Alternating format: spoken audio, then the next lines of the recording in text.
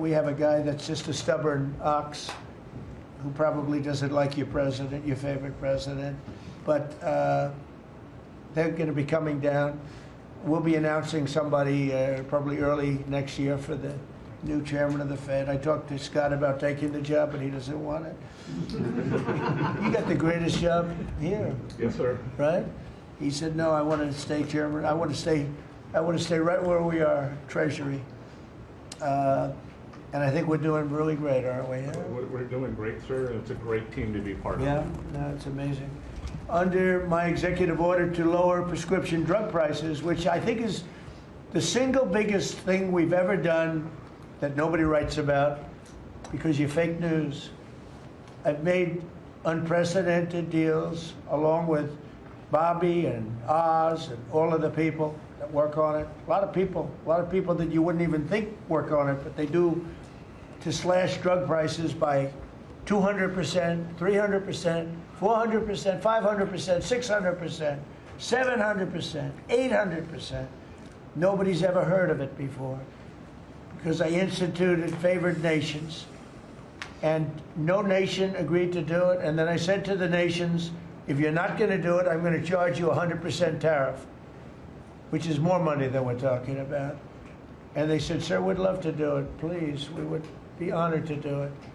And they agreed that they would go along with the whole thing. Nobody thought you could do it because they felt, number one, you couldn't get the drug companies to do it. So we're paying, as an example, for the, let's call it the fat drug, F-A-T, for fat people. Anybody use it at the table? Don't ask. But the fat drug was $135. Think of that.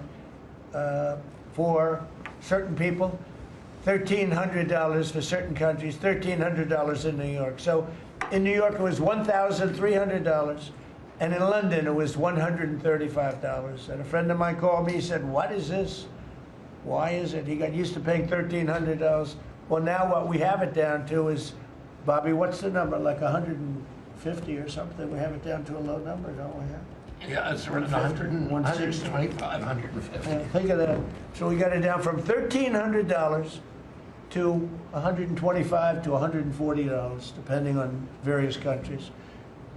In other words, we're paying the lowest price, tied for the lowest price in the world. And people said, you could never do that because you couldn't get the countries to agree to it. I did. Every country agreed to it because I said, if you're not going to agree to it, that's okay, I'm going to charge you tariffs. And as soon as I said that, they said, we agree. And then we had to be a little tough with the drug companies, but they came along. The bigger problem was the countries. The countries just wouldn't go along with it, but they did, every country. So we have reduced drug prices by 500, 600, 700, 800, 900%, depending on the drug, depending on the company, depending on all of the different factors involved. Nobody's ever even thought of drug reductions like that, price reductions. And I told you the story that in my first term I was so proud of myself because I reduced drugs. It was the first time in 28 years that drug prices were reduced. It was 1/4%, 1/4%. And I was so proud of myself, I said, it's the first time in 28 years that drug prices went down over the course of a year, over the course of a presidency. 1 year. 1/4%. I had a news conference. I was so proud. Now I got them down, not 1/4%. I got them down 400, 500, 600% and more. And the fake news won't write about it. And it's going to have a huge impact on healthcare because a big part of it's buying drugs, buying prescription drugs. It's going to have a huge positive impact because Obamacare is a disaster. I said it years ago, and I say it now, and the money should be paid, taken away from the insurance company. Obamacare was made to make the insurance companies rich. Their stocks have gone up 1,000% in a short period of time because the money goes to the insurance company. I want the money to go to the people. Let all the money go to the people, and let the people go out and buy their own health care. And I see on television, people are advertising now, we will help you buy health care.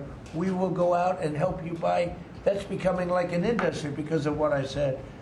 So something's going to happen. It's probably not going to be easy because the Democrats, frankly, they don't want to make a good deal for the people. They just want to make a bad deal for the country. They want to make a bad deal for the Republican Party.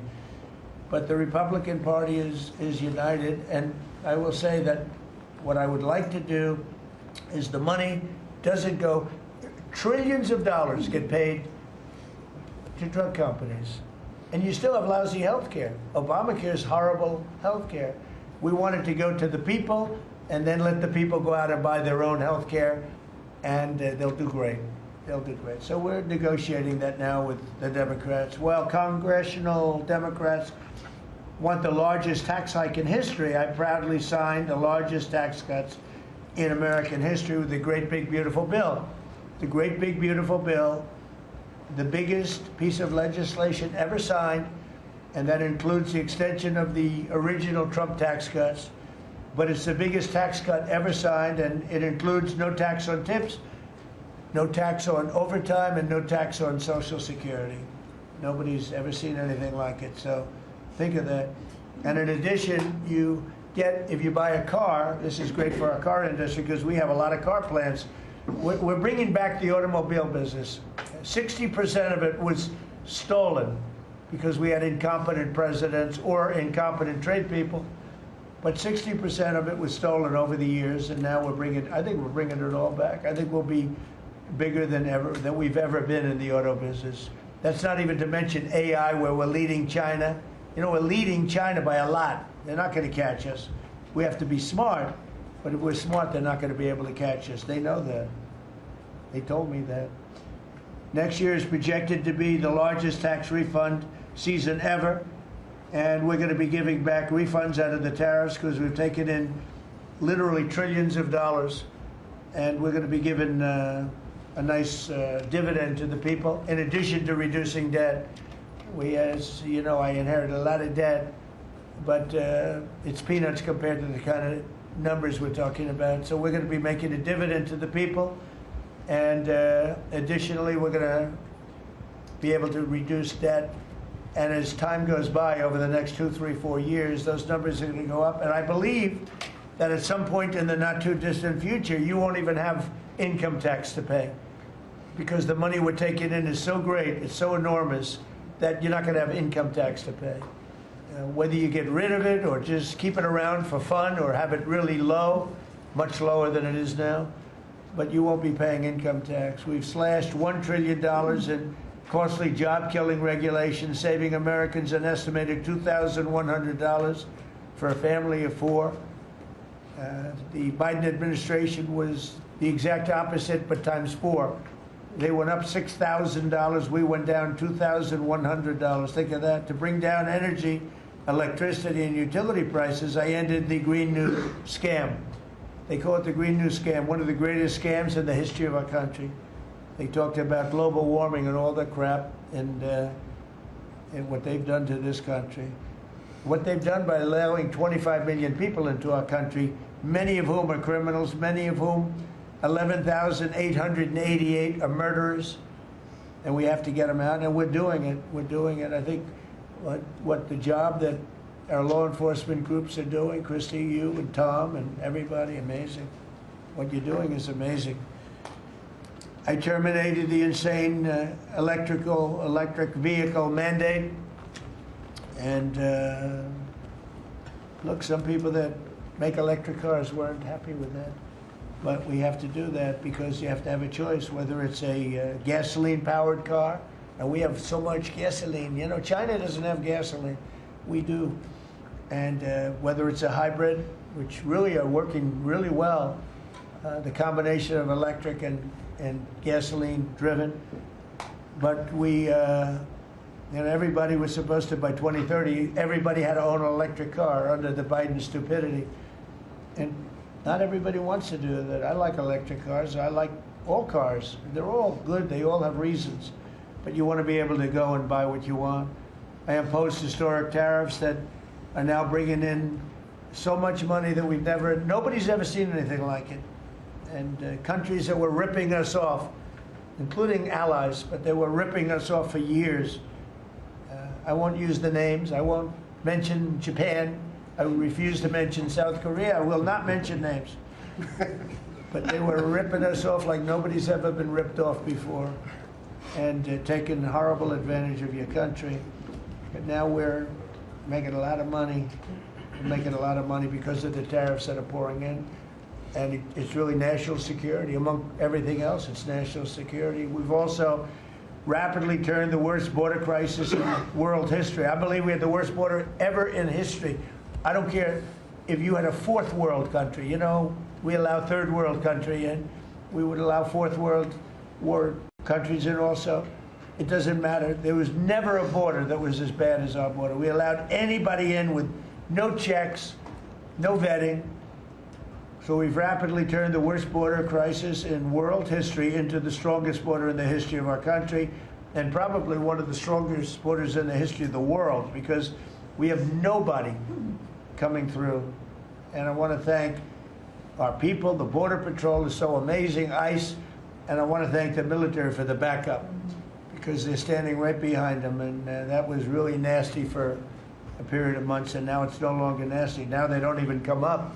Nobody comes up. It's an easy job. It made your job a lot easier because they know they're not going to get through. And we take people in, but they have to come in legally. For 6 months in a row, 0 illegal aliens have been admitted into the United States. You believe that? 0. We had millions of people coming in a year, millions. Now we have 0 for 6 months, and these are given by radical left people that do the numbers. I mean, they're not doing me any favor. They're being we don't have our net numbers are unbelievable. But we had 0 people in the last 6 months. Illegal border crossings along the U.S.-Mexico border have plummeted to the lowest level ever recorded. And nobody talks about that anymore. You know, it's crazy. They don't talk about it. You think they'd say, well, Trump's done a great job at the border. This country is being destroyed by the border. But you always find something new, like, is he in good health? Biden was great, but is Trump in good health? I sit here, I do 4 news conferences a day. I ask questions from very intelligent lunatics, you people. And I give the right answers. There's never a scandal, there's never a problem. I give you answers that solve your little problems. You go back and you can't find anything, but you do stories about Biden was in wonderful health. The guy didn't do a news conference for 8 months. If I go one day, I had one day where I didn't do a news conference, there's something wrong with the president. You people are crazy. I'll let you know when there's something wrong. There will be someday. That's going to happen to all of us. But right now, I think I'm sharper than I was 25 years ago, but who the hell knows? By the way, I took my physical. I got all A's, everything. But they said to me, would you like to take a cognitive test? I said, is it hard? They said, yes. I said, well, I'm a very smart person. Who was the last president to take one? No president has ever agreed to take one. Because when you get into the mid-questions, meaning, 10, question number 10, 11, 12, 28, 30, they get harder and harder.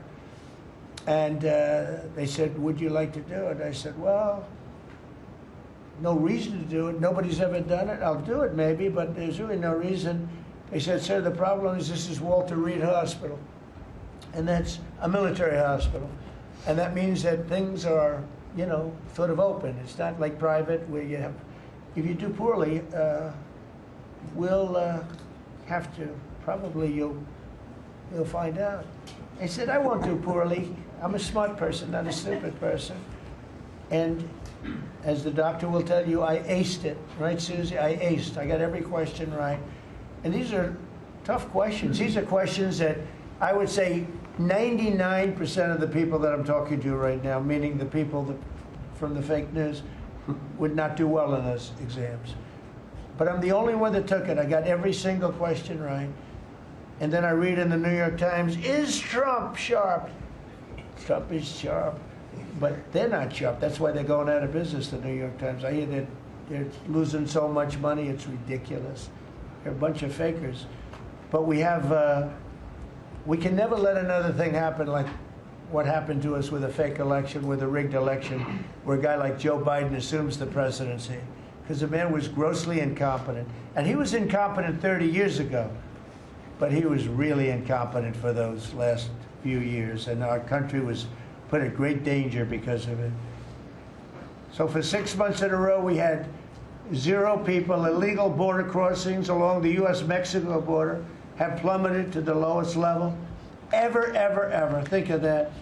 And the net benefit to our country is enormous, incalculable. America is strong and respected again. On the world stage, we're really respected. In fact, I went to a NATO and they were calling me the president of Europe. We're doing very well. We have a lot of respect. As you know, we have a problem with a war that our people are trying to settle now with Russia and Ukraine. We are not involved in the war monetarily anymore. Biden gave away $350 billion like it was candy. That's a massive amount of money. And much of it in cash, a lot of it in equipment. I don't give away anything. We sell the equipment to NATO. The European nations pay us for the equipment, 100% price. And then they bring it to Ukraine or whatever they do with it. But we're trying to get that settled. I've settled 8 wars. This would be the 9th, and our people are over in Russia right now to see if we can get it settled. Not an easy situation, let me tell you. What a mess.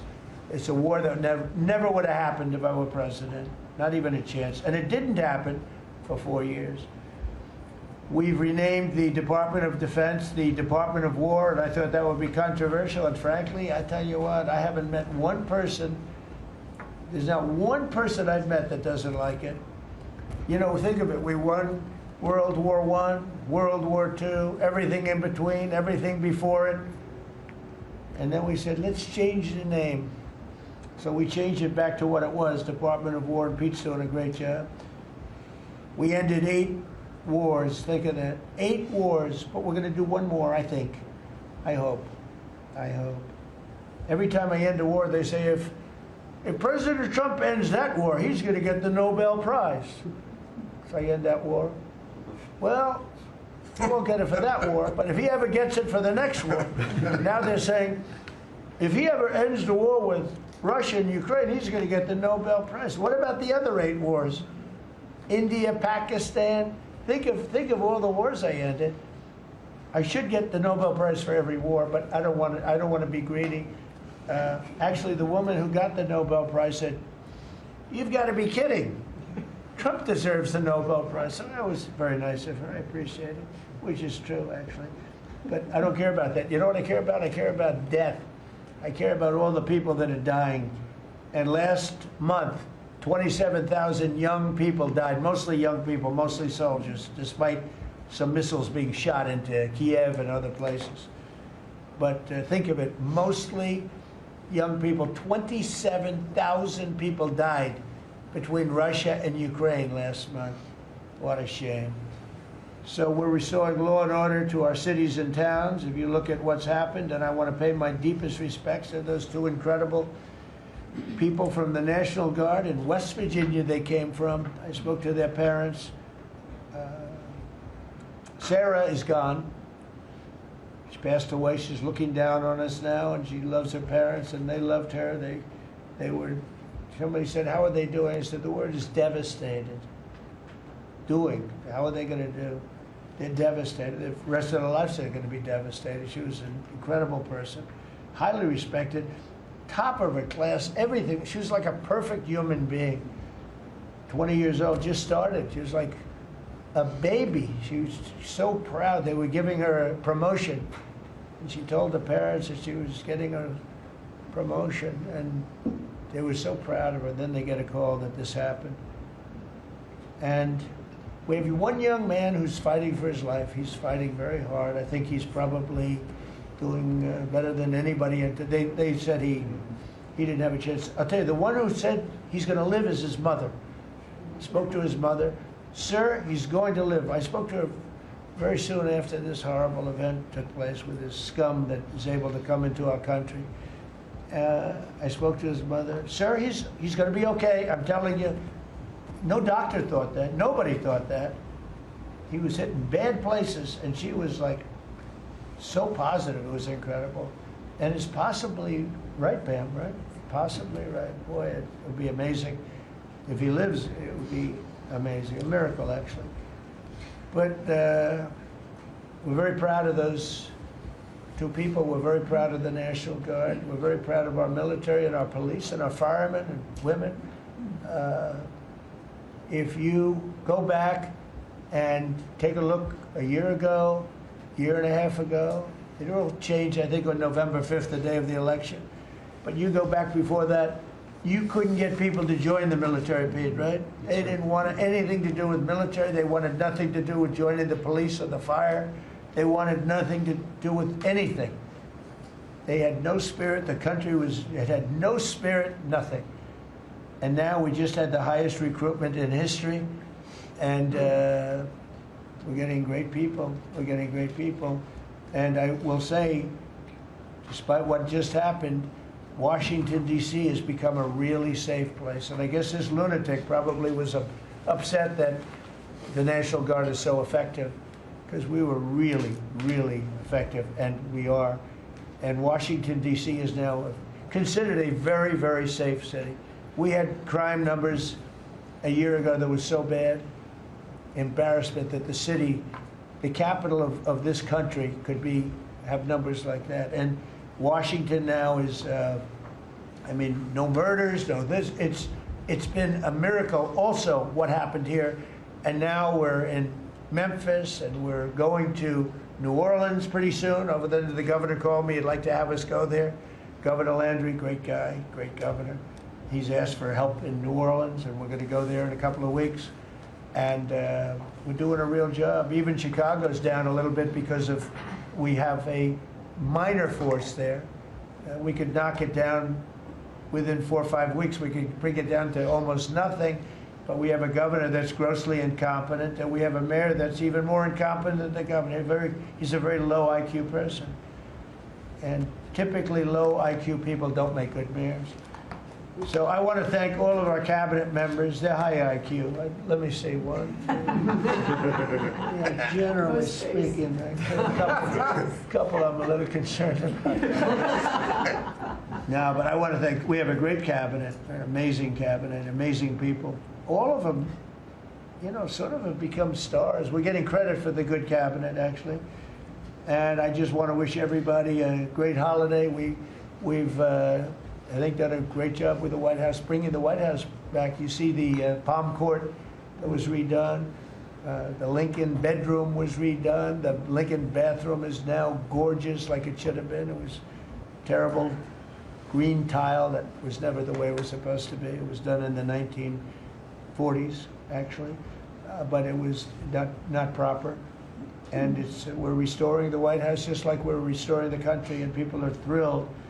But the First Lady's done a beautiful job with the Christmas trees and all the decorations. I see the wreaths on the windows. I've never seen that before, on the windows of the White House. And you know, it's 4 stories high. I said, how did they get that wreath? They had people going up in a little dangerous. I wouldn't want to do it.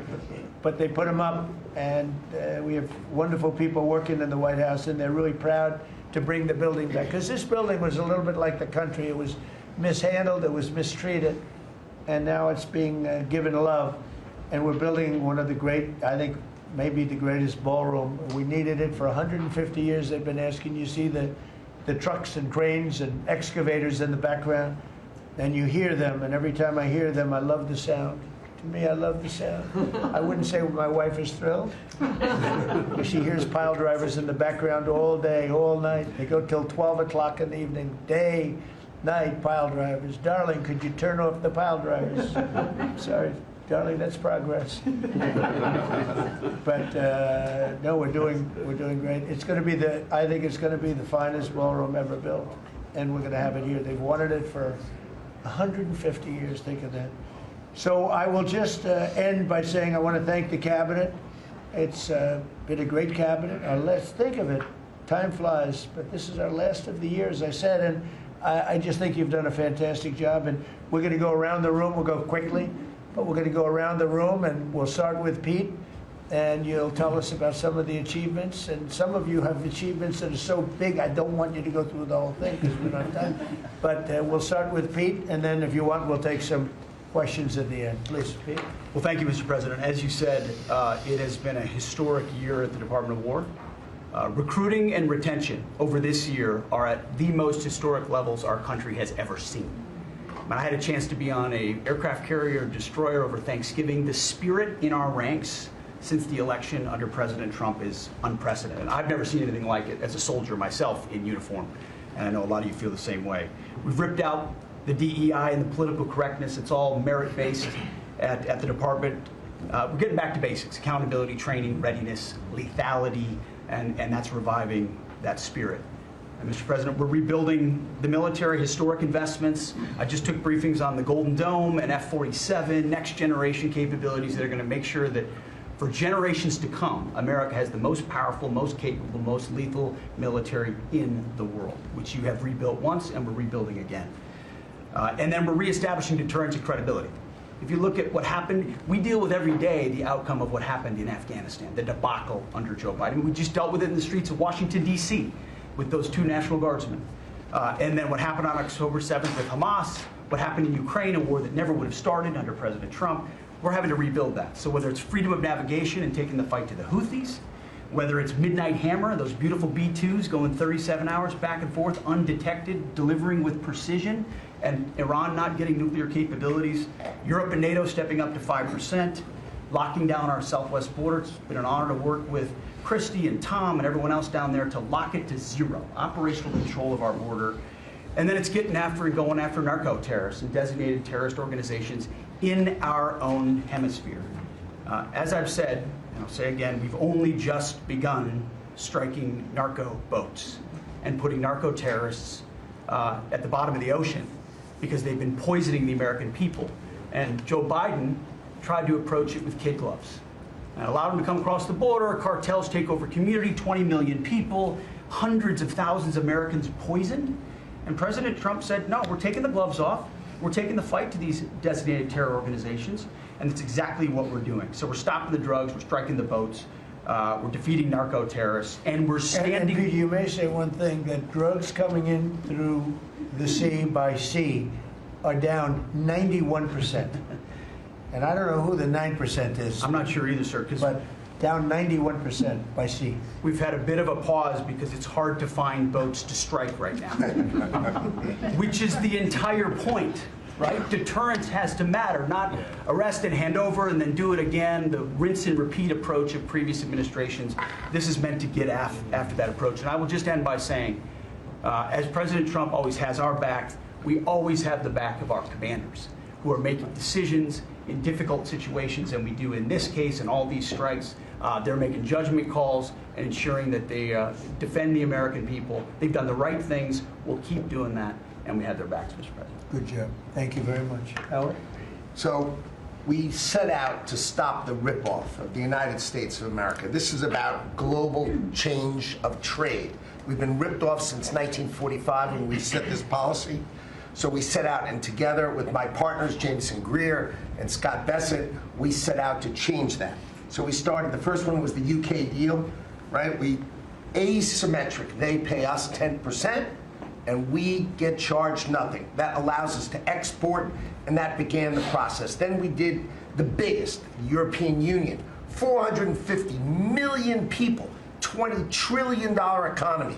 They completely opened their borders to us, and we charge them 15%. That makes America $100 billion a year and turns it back to where our economy is the best. And so it proved that President Trump's trade agenda was the right trade agenda.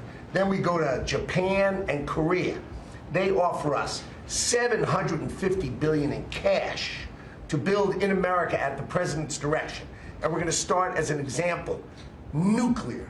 Right? We need to have a nuclear arsenal in America of power, the generation of power. So we're going to build hundreds of billions of dollars, financed by the Japanese and the Koreans, meaning they give us the money, we build it here, and we split the cash flow 50-50. We're going to build ships, $150 billion worth of ships in America that changes the way things work.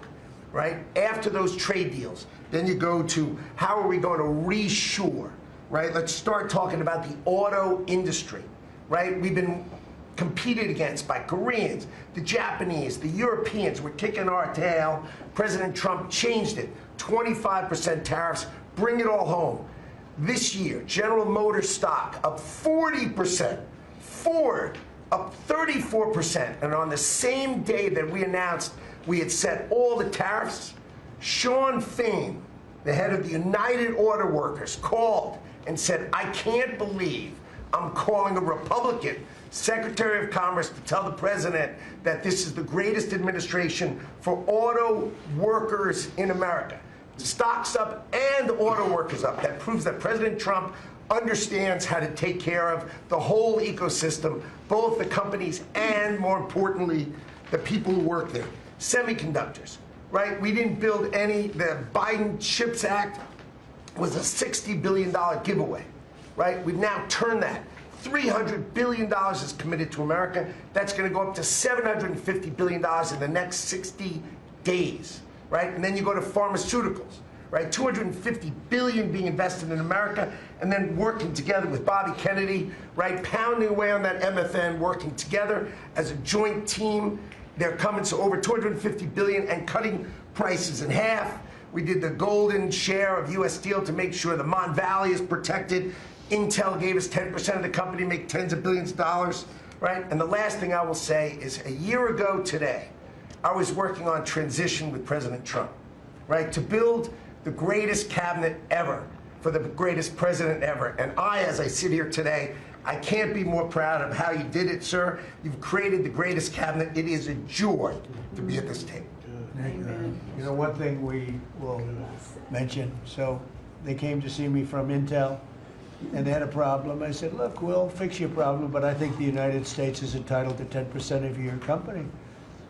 And the chairman looked at me and he goes, you have a deal. Tell them, how much money have we made since I made that deal? It's only $40 billion. 40 billion. We made $40 billion. That was, what, 3 months ago? Does anybody write about it? Nobody writes about it. That's okay.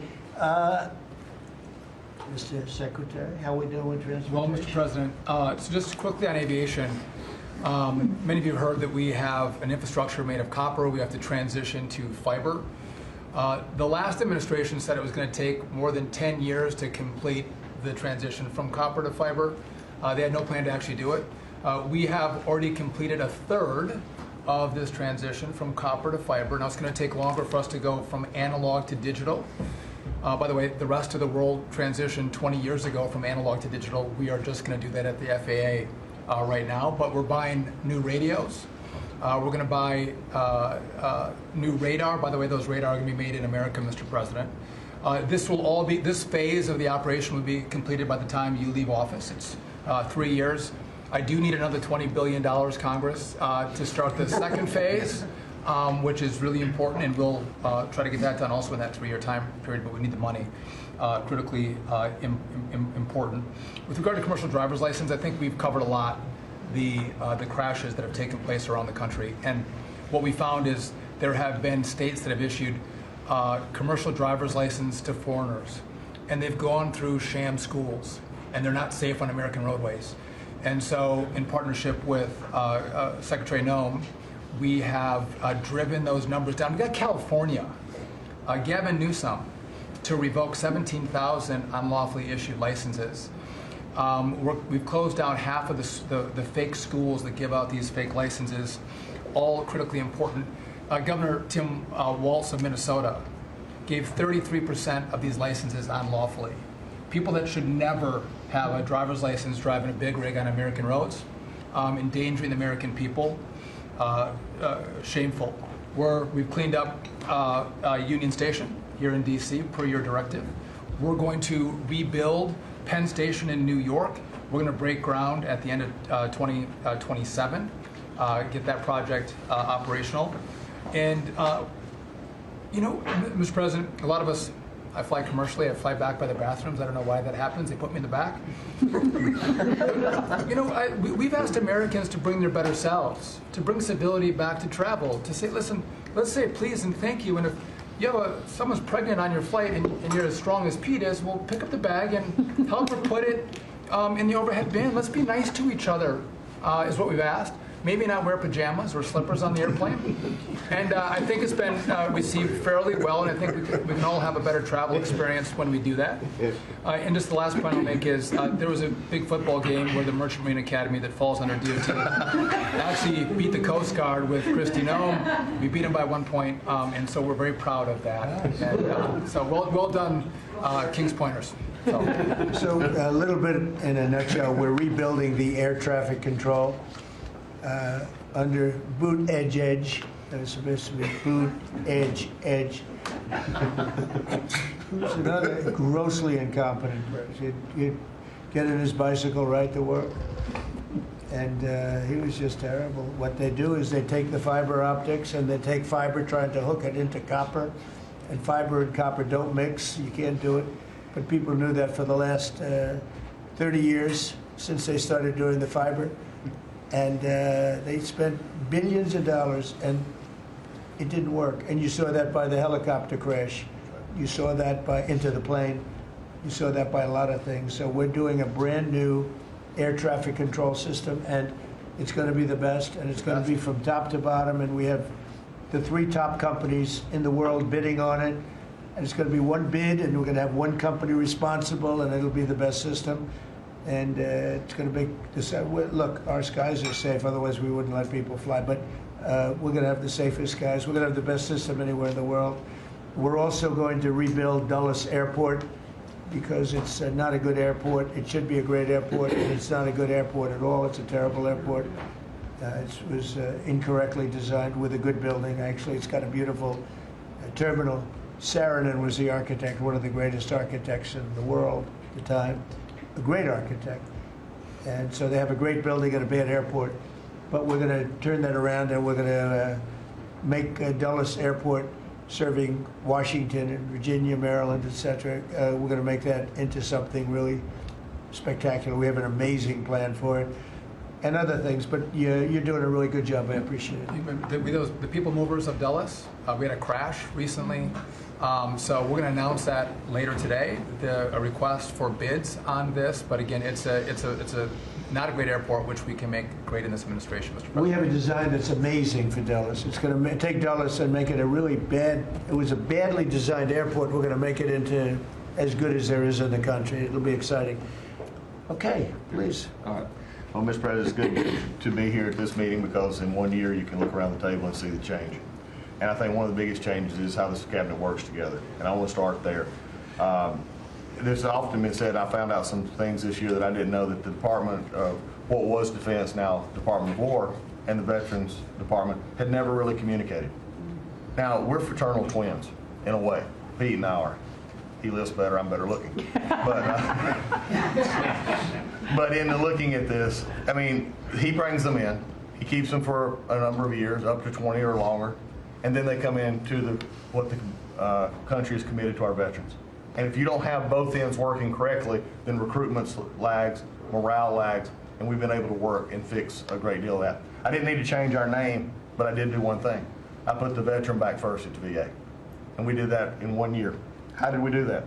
We started taking things that have been neglected for a long time and put them back. We had a backlog in which we've dropped over 160,000. We're not talking year-to-year change at the VA. We're talking 5-6 year. We have to go back 5 to 6 year prior COVID numbers to see the change of backlogs that are now reduced. We do it in 6 months instead of the long time it took. In fact, it grew under the Biden administration. It shrank over 160,000 under us. CHAMP VA, which is a program we have, has basically been back to day. It was at a terrible state, which delays and claims and everything's going on. We've got that back. We're doing things like taking a new look. I have one question that I ask when I go to my hospitals, which by the way, over 170 hospitals, 1,200 clinics, and I ask the people one thing, Mr. President. I said, what are you doing right now that if you were just honest and I wasn't standing here, you say, this is stupid? It's been amazing what we've gotten, and the feedback that we've had. We've been able to change how we do credentialing, how we do privileging, how we do hiring. We're all working through that, and it has all made a difference for our veterans as we go forward. CNP exams for veterans out there listening. If this is the one where disability claims, well, they say, well, let me send you to a doctor to make sure. Most of the time, we have that already in the record. We're working now to where those could actually be changed, where we just look at the record and not have to send them to the doctor. That's almost a $3 billion savings that we could let, and also not taking what the veterans get. We're also getting ready to announce here pretty soon a reorganization that's going to bring our hospital system organizationally in line with the 21st century. We are the largest healthcare organization. It's about time we acted like it, Mr. President. You gave that leadership, and we're going to do it. And also one thing, community care contracts getting ready to go out. It's one of the largest contracts in the federal government, but it does exactly what you and I have talked about before, making sure that our veterans can get care in the system or in the community, wherever they want it. We're getting ready for that. Now, I have one thing for all the press who really enjoyed the first of the year, saying, oh, you know, they're going to cut all these jobs, 80,000 this, 80,000 at the VA.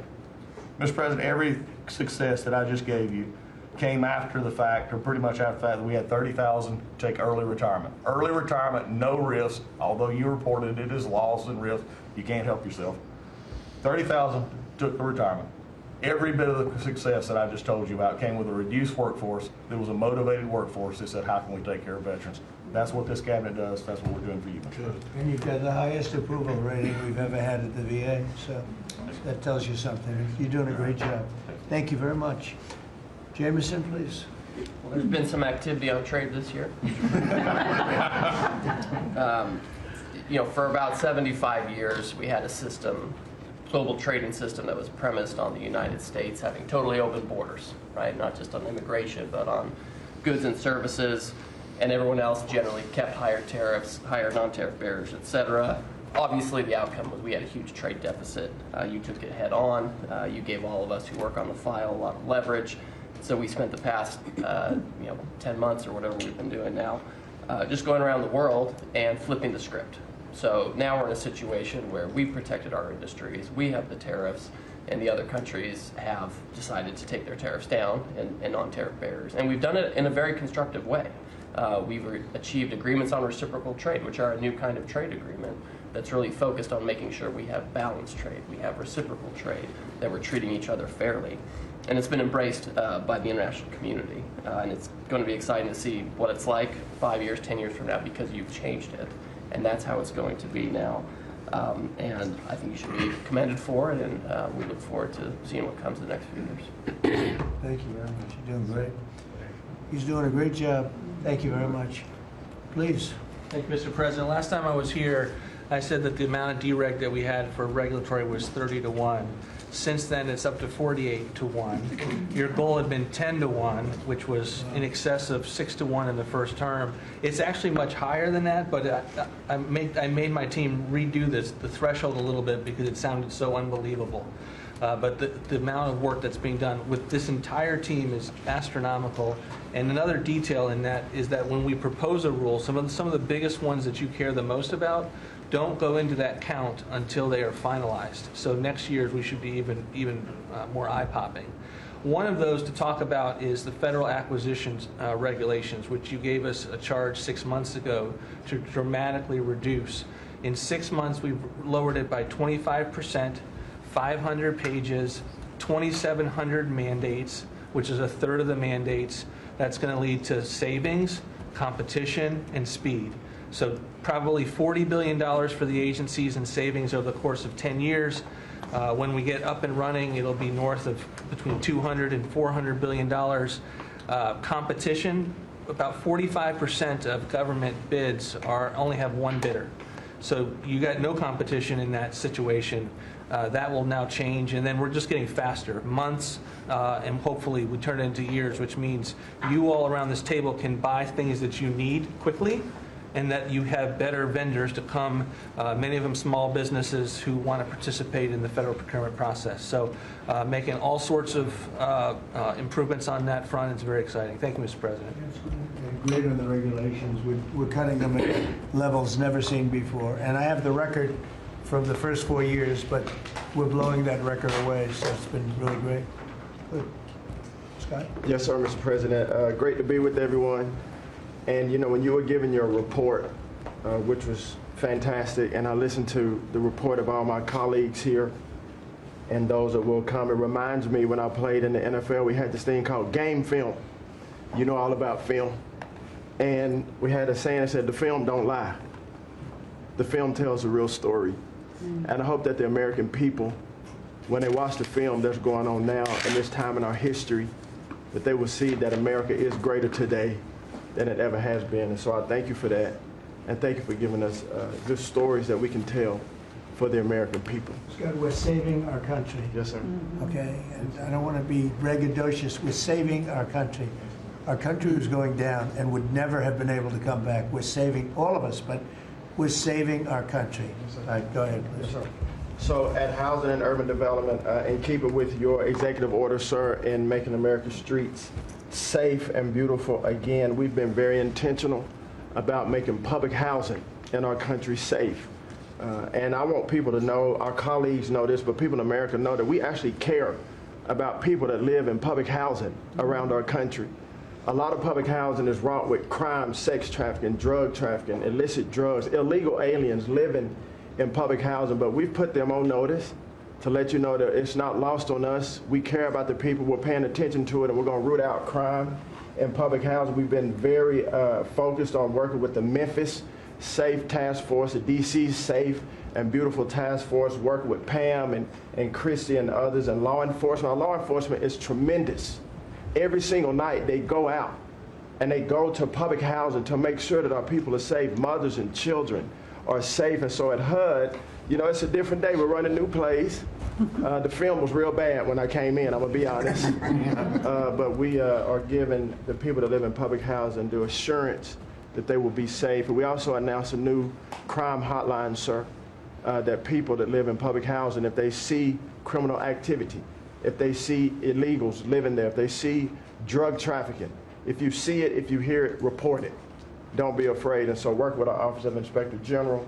We've set up this crime hotline, and also working with Christian Department of Homeland Security, making sure that everyone that lives inside of public housing is accounted for and that they are American people.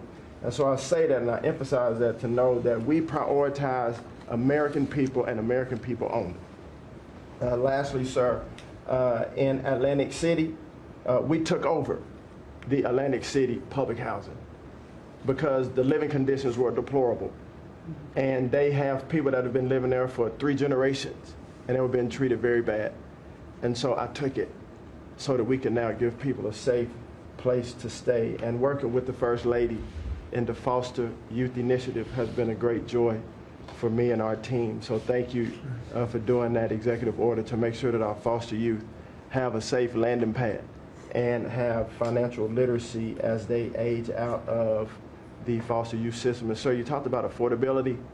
HUD has supported over 1 million Americans in home ownership and affordability, and over 560,000 are first-time home buyers. So I hope that the press will write about that good news, that 1 million people are able to own a home and to refinance their homes. And so we are moving our building from DC to Alexandria, Virginia. So thank you for your support. We're going to save the American people by $500 million.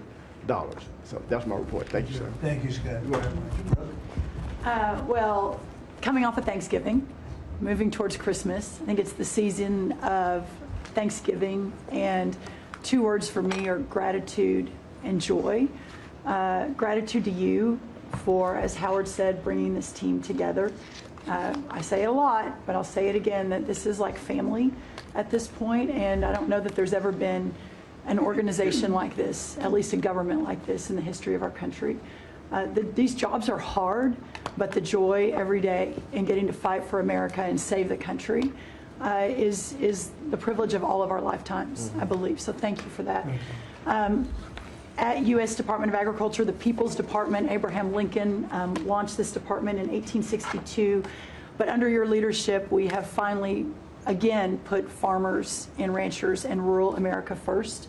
In the last year, it's no longer DEI, climate change, sending out money based on the color of a farmer's skin. It's now about literally putting farmers back at the center of it. And under the last administration, we talked a lot about affordability. We'll continue to talk about that. But under the Biden administration and the destruction of our economy and the cost of inflation, interest rates for farmers and ranchers went up 73%.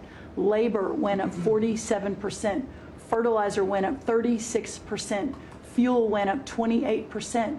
So when you think about the extreme economic strain that a lot of our farmers are under in our farm economy, these are massive, massive numbers that will take some time to get out from under. But we've already seen the beginnings of the movement toward more affordable food, housing, fuel, et cetera, and that will only continue to trend as we work to solve those issues. My partners in trade, of course, they do the work, but I'm constantly talking to them about selling more soybeans, selling more corn, getting more of our products out. But when we really think about how to solve for this idea that for so long our farmers, many of them have been farming for government checks instead of moving their product around the world, these trade deals change that forever. And it isn't one trade deal or two trade deals, it's dozens of trade deals. And so talking about rural prosperity and bringing the golden age back to rural America, which has been lost for too long. And we're going to focus on that next year, hopefully with our Vice President, many of our cabinet members. But the opportunity to do that under these new trade deals is unprecedented.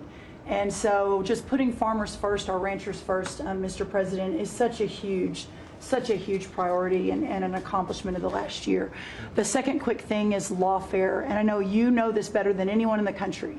When a government politicizes and weaponizes their power to go after average, everyday Americans, well, from you, the top of the EPA's president, but all the way down to the ranchers in South Dakota, the Maud family, who were facing jail time over a fence line dispute that had been in their family for 130 years. We fixed that. The family, the Henry family in New Jersey, who were facing their farm being taken away for eminent domain to give to affordable housing, we fixed that. So being able to completely change the trajectory of private property rights, but especially as it has to do with our farmers and ranchers and our rural communities, changes everything for our country. And then the third thing, we have so much great things to talk about at USDA, but the third thing, which became very much a part of the national conversation during the Democrat shutdown, was SNAP reform, food stamp reform. When all of America saw what so many of us know and have been working on, but when you have so much rampant fraud in a program that 42 million Americans participate in, now big good piece of news that I hope is written about, since you became president, about 800,000 of those 42 million have moved off of food stamps, which is hopefully the plan with better jobs, higher wages, et cetera. But still, when we found 186,000 dead people's Social Security numbers being used, 500,000 people receiving benefits more than twice. We had a couple of people receiving benefits in 6 states. In February of this year, we asked for all the states for the first time to turn over their data to the federal government to let the USDA partner with them to root out this fraud, to make sure that those who really need food stamps are getting them, but also to ensure that the American taxpayer is protected. 21 states said yes, not surprised. 29 states said yes, not surprisingly, the red states, and that's where all of that data, that fraud comes from. But 21 states, including California, New York, and Minnesota, the blue states, continue to say no. So as of next week, we have begun and will begin to stop moving federal funds into those states until they comply and they tell us and allow us to partner with them to root out this fraud and to protect the American taxpayer.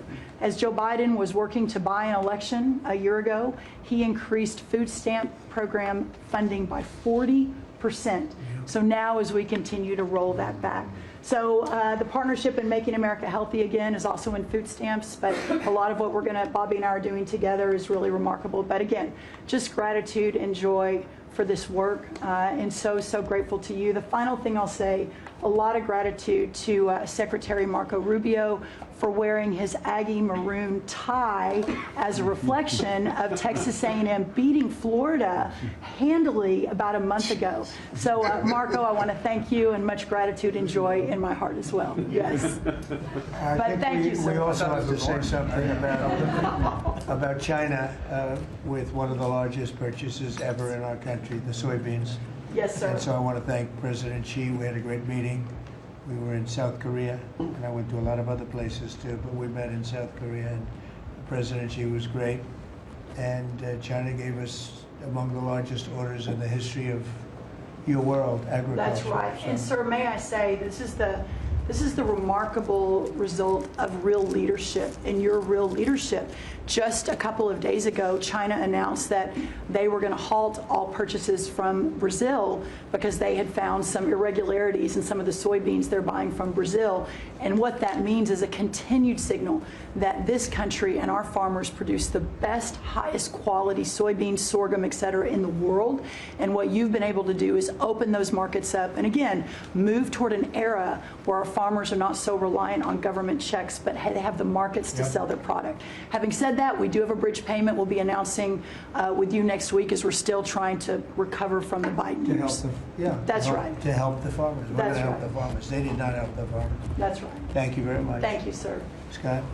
Mr. President, it's been a great year on the economy, but the best is yet to come. The tens of trillions of dollars that have come in investment, both the portfolio investment by companies, investment by countries, that is turning into a CapEx boom for the U.S. Capital expenditures up 15% in history. When CapEx is up, jobs will follow. The One Big Beautiful Bill is an incredible, as you said, thanks to your leadership, along with Speaker Johnson, Senator Leader Thune, we had that done on July 4th, which everyone said was impossible.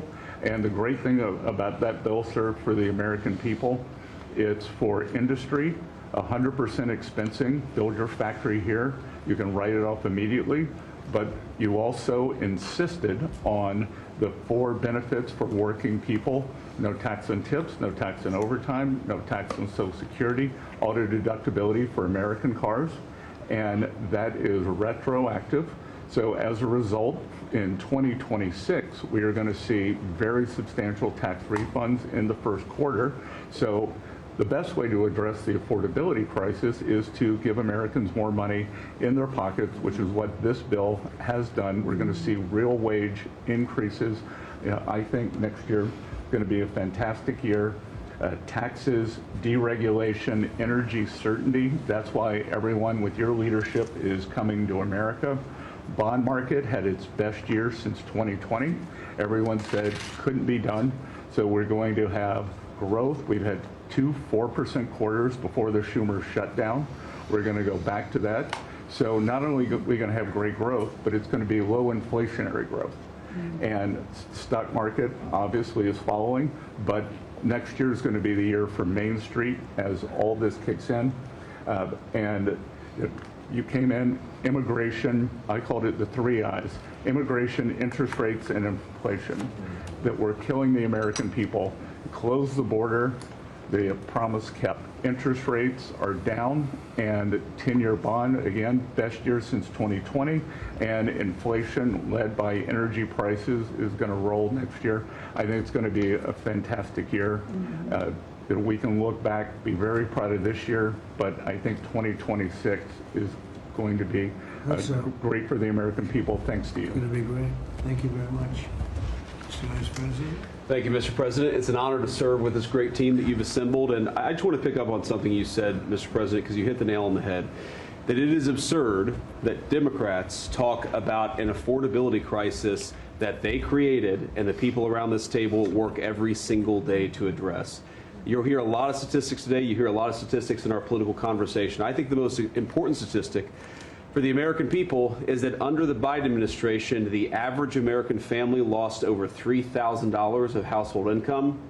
And under the first 10 months of this Trump administration, they have gained over $1,000 of household income. What that says very clearly is that we are fixing the problem that Joe Biden and the Democrats created in the last administration. If you look at every affordability crisis that's confronting the American people today, it is traceable directly to a problem caused by Joe Biden and congressional Democrats. Why did homes get so unaffordable? Because we had 20 million illegal aliens in this country taking homes that ought by right to go to American citizens.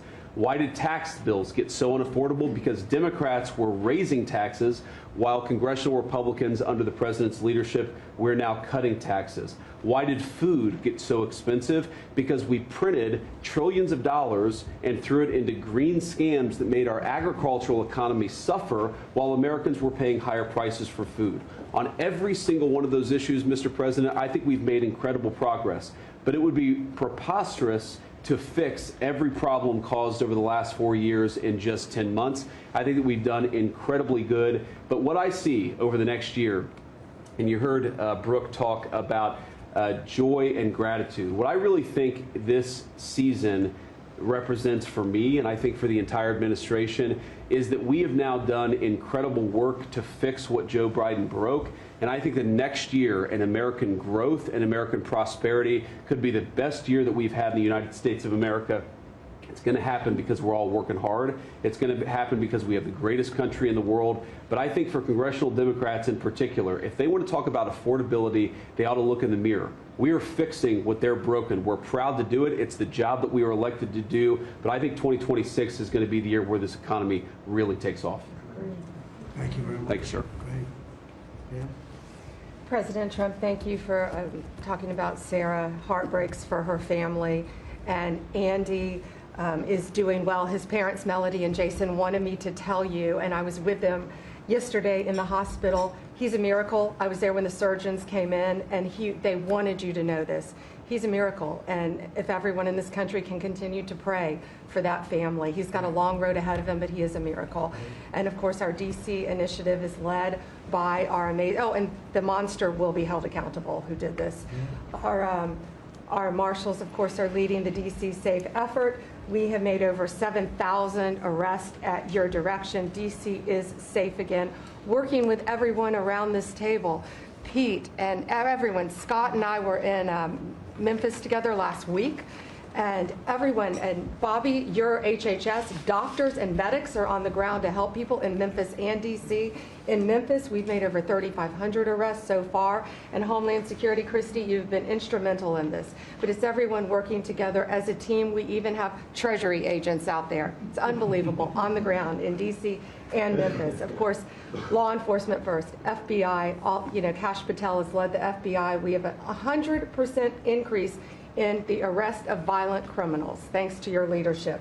DEA, led by Terry Cole, over 45 million fentanyl pills, 4,200 kilos fentanyl powder.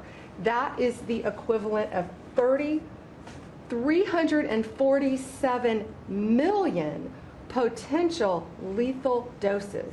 That's unbelievable that you've taken off the streets of our country. And the weight of all the drugs combined taken off by DEA is the weight of 17 full semi-trucks of the drugs just since you've been in office. The drugs that had flowed into this country under the previous administration. ATF, led by Rob Sakata, has seized more than 31,000 illegal guns. 31,000. Unbelievable at your leadership. 19,000 of those were from trafficking cases. We've been sued on the legal front now. We have been sued 575 times. 575 times. More than every administration going back to Reagan combined. Most recently, yesterday, I was sued by an immigration judge who we fired. One of the reasons, she said she was a woman. Last I checked, I was a woman as well. 24 Supreme Court wins, President Trump, 92% success rate. We told you it would take a while to get to the Supreme Court. We're doing it at record speed, led by John Sauer, of course, Sarah and Hosh, all working together. Immigration, we're winning. Nationwide injunctions, ending DEI funding, working to secure that our federal workforce is aligned with your America First agenda. Representing pretty much everyone in this room. We met with your general counsel yesterday, Doug, working with everyone. It's nonstop. ICE, of course, we're winning there with Christy. We're Brooke, SNAP benefits, won there. Marco, USAID. Pete, National Guard, of course, going nonstop. Our U.S. attorneys are fighting violent crime, working around the clock to make America safe again, which was your directive, our Civil Rights Division, suing Gavin Newsom 3 times now, Prop 50, keeping boys out of girls' sports, and in-state tuition for illegal aliens. We've sued over election integrity. We are litigating major universities with Linda. Thank you, our Civil Rights Division, for everything that you've done to end DEI in our schools. Our Civil Division fighting sanctuary cities every single day. And of course, our Antitrust Division with Google, major settlement. Our attorneys are working on terrorism, TDA, MS-13, Antifa, President Trump. We've charged more than 500 defendants with assault on federal officers thanks to your directive. And also, we have dropped countless cases against Americans that were prosecuted under the Biden administration, including J6, COVID, FACE Act, and more. And as everyone knows, we cannot talk about pending grand jury investigations, but no one is above the law, and that includes what happened in Arctic frost. I hope everyone has a very Merry Christmas, Happy Hanukkah, and Happy Holidays. Thank you for fighting for our country. Thank you. Thank you very much. Please. Great. Well, thank you, Mr. President. Thank you for allowing me to be at this table. When I came on board, I knew really none of you in this last year, and it's been a year, Mr. President, since I've had the pleasure to serve this country on the workforce. Everybody said the Department of Labor would be quiet, fly under the radar, you won't have to do too much. Absolutely not, because you made the American people realize the American dream is real for the American workforce. And it's been under your leadership, Mr. President, that over 2 million jobs that has been created since you started have been native-born workers. And that is the difference between this presidency, this administration, as opposed to the Biden administration, where mostly foreign-born or federal government jobs. And I think through the private sector, over 2 million jobs of native-born. And so the Labor Department has wasted no time in putting that into action with our Make America Skilled Again, either grant dollars, but the intentionality of the apprenticeship program, 1 million active apprentices across this country. We have done over 250,000 new apprentices so far in the first year and registered over 2,000 new apprenticeship programs. Why do we need the apprenticeship programs with the men and women in the trades? Because of the leadership of onshoring and reshoring, and have a lot of these companies reinvest in America. We have to build this country. We cannot do that without the tradesmen and women and the craftsmen of this country. And I think that, you know, Howard and I, we talked about that from the beginning, and we're going to have to lean in on that because we need the labor force, 700,000 new skilled jobs with electricians, construction workers, machinists, and so forth. And as I traveled with the Vice President as well, we see that on the manufacturing floors of this country, they're in desperate need. The Department of Labor are going to get the workforce skilled again. Working with Secretary McMahon as we move a lot of the education out to our respective states, we are now working together, and we have deployed $86 million in investments, and a lot of that is in AI infrastructure jobs to have our new workforce proficient and literate in AI if we're going to continue to lead the AI race, and we're working on that. And the Department of Labor is now creating and will soon launch the AI infrastructure and workforce hub, which we will be able to track that metrics to see exactly if these dollars are going correctly. Integrating education and workforce with, obviously, Administrator Loeffler and I are on the road a lot together because we're talking about Main Street as well as a lot of the manufacturing jobs, and how we're being an ally to our businesses as opposed to an adversary. For far too long under the Biden administration, we were adversaries to our business owners, and we want to give them a leg up always and make sure that we're paying attention. And we want our workforce to be educated. We do not need the numbers that we have seen across this country where our 4th through 8th graders cannot do read, write, or do any math, and they are our future workforce. We have to depend on the American worker first. Also, lowering healthcare costs in line with the executive order. I'm working with Treasury and HHS, and rulemaking is underway to expand healthcare transparency and make pricing more affordable for our employers who offer these to their employees. Promoting retirement security. The department rescinded the Biden administration's guidance that restricted the use of crypto in the retirement investments, and we're seeing more and more of that, where we also rescinded the supplemental statement that discouraged the fiduciaries from considering the alternative assets for 401ks, and that will also come through the Department of Labor, that rulemaking. Ending abuse of cheap foreign labor at the expense of the American worker. We launched over 200 investigations into companies who will have abuse and or fraudulently against the American worker. So Project Firewall was released. Thank you, Mr. President. We want the trained workforce, but we will root out the fraud and abuse, and we'll protect the American worker first. And slashing the job-killing regulations. The department has rescinded discriminatory DEI practices, and I will tell you, reducing compliance costs for businesses, as it was for DEI, has saved American businesses nearly $1 billion this year by just getting rid of DEI for that compliance cost that they've had to do. So, Mr. President, continuing to skill the American worker, the American workforce is going to be my mission. We have to do it faster. We have to do it quicker. We have to build so that the American people can realize that American dream that you have laid out so eloquently. And it's an honor to serve under this administration and to talk to the American workers who believe in the American dream again, the pride on their face, the pride of the American worker, the skilled men and women who build with their hands. It's an honor. So thank you, and Merry Christmas. Very good job. Thank you very Thank you. much. Chris? Mr. President, I am honored and frankly inspired to sit at this table with this incredible team of leaders that work every day for one and only one constituency, the American people.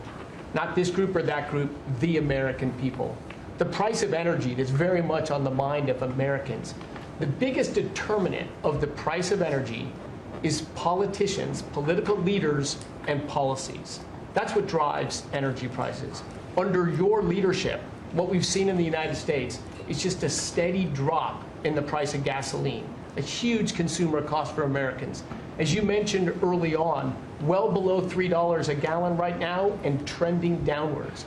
There are a number of stations in the heartland of America with $1.99 signs flying today. That's simply impossible without the leadership and changes you've brought.